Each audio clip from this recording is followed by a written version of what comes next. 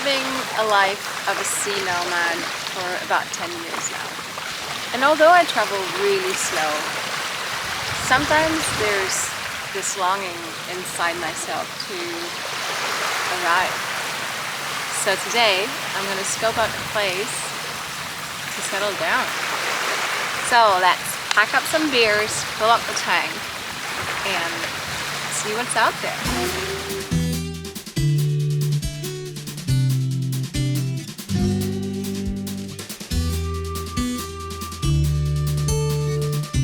This potential settling spot isn't too far from where our sailboats are anchored. If you caught the last episode about collecting clams with our local friend, you already have a good idea of our destination. It's essentially just around the next corner from there, and we're super excited to see if it truly meets the criteria of a place to settle.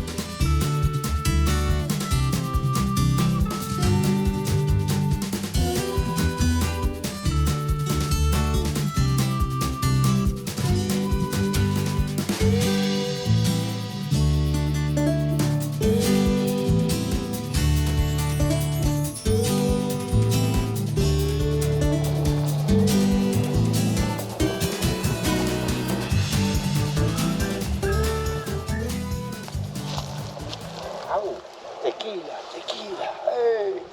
Das ist doch keine Agave. Ah, ist das keine? Nee, Nee? das ist ein Kaktus. Ist das nicht dasselbe? Nee. So what made you choose this place? Google Earth made me choose this place. I found this little beach here, no houses around, no nothing, and the water channel in behind, so there is nothing coming from behind. So I figured, yeah, this might be a good place to hang out. And you still can go to the village, can go shopping. The next village is probably 2 kilometers in this direction. And it's fairly big, doesn't have a store, doesn't have a restaurant, but does have a police station, so that's a good thing. I like that, because it makes you feel safer, right? So, and to go shopping, it's about 20 kilometers. You have to go all the way through these channels, which means, I don't know, right now about a little over an hour. Yeah, I'm gonna throw some barrels in the water and then build a house on it, and Yerba Buena will be docked right up to the house, so I can just switch back and forth to Yerba Buena and the house. The barge is gonna be 8 meters by 6 meters, that's 24 by 18 feet. So she's gonna be sitting on 32 barrels, drums, and yeah, it'll be really cool. So if there is no big waves coming in, we're laughing. No, here it's really deep, like here, that's why I think I can even... Oh, you mean like up there, like it, like... Yeah. Like all this, what you see here, is only a channel with water that goes out, the rest is all, it's a sand bank. That goes all the way across to, over to the other island there. So when is this going to start? Well, probably at 5 o'clock, so... The building of the barge?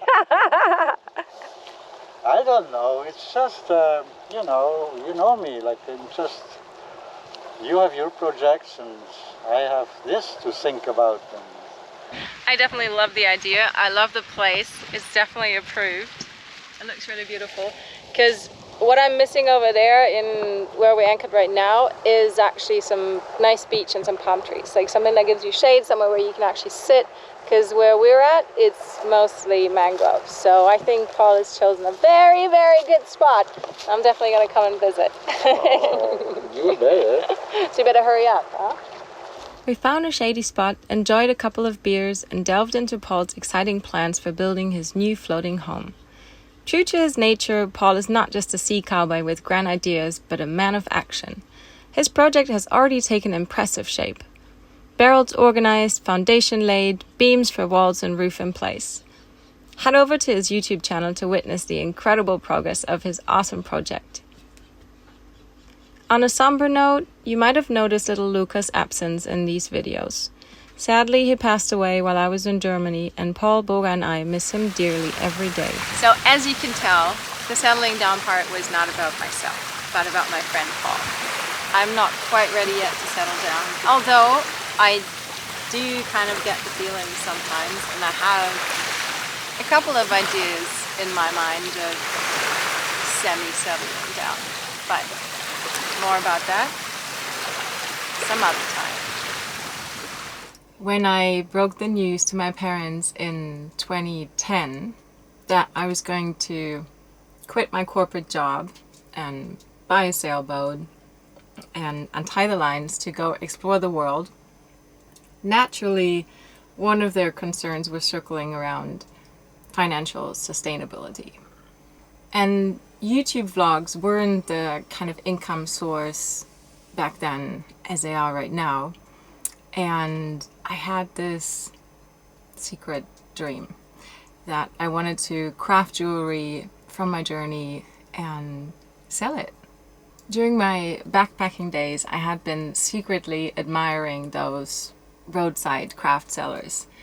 But I think my parents were not quite in line with my hippie-ish ideas, and their enthusiasm about my idea, let's say, was not super big, surprisingly.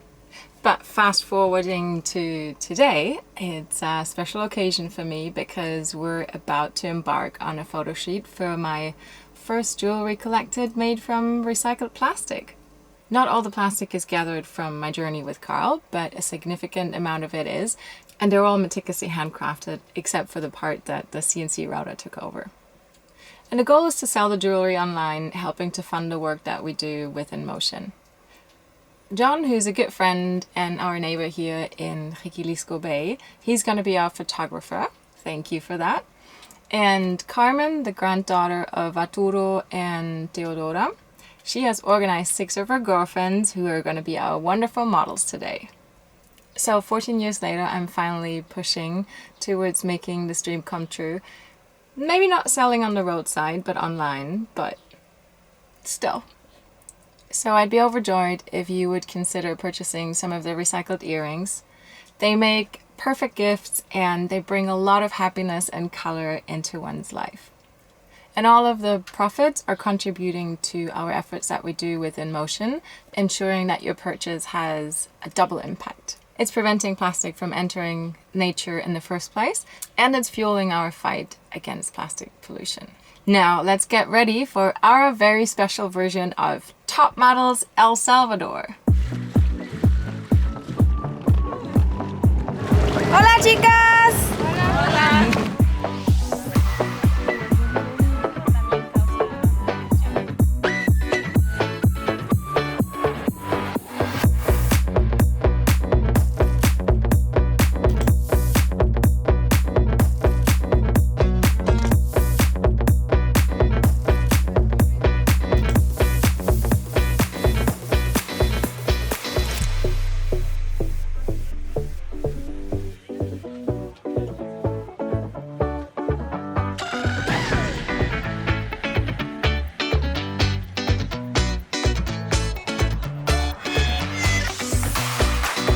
It was an incredibly fun experience capturing the essence of our InMotion Etsy store through a photo shoot.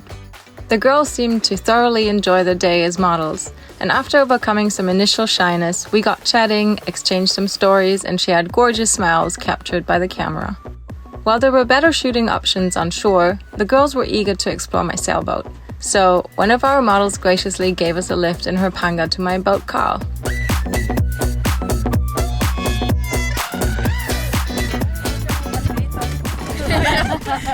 ¿Han estado en velero antes? No. ¿Nadie? ¿Qué tal les gusta? Medio. Está bonito. ¿Quieren ver por dentro también? Soll ich hinter die Girls sehen, so als Background? So, Ja, unbedingt.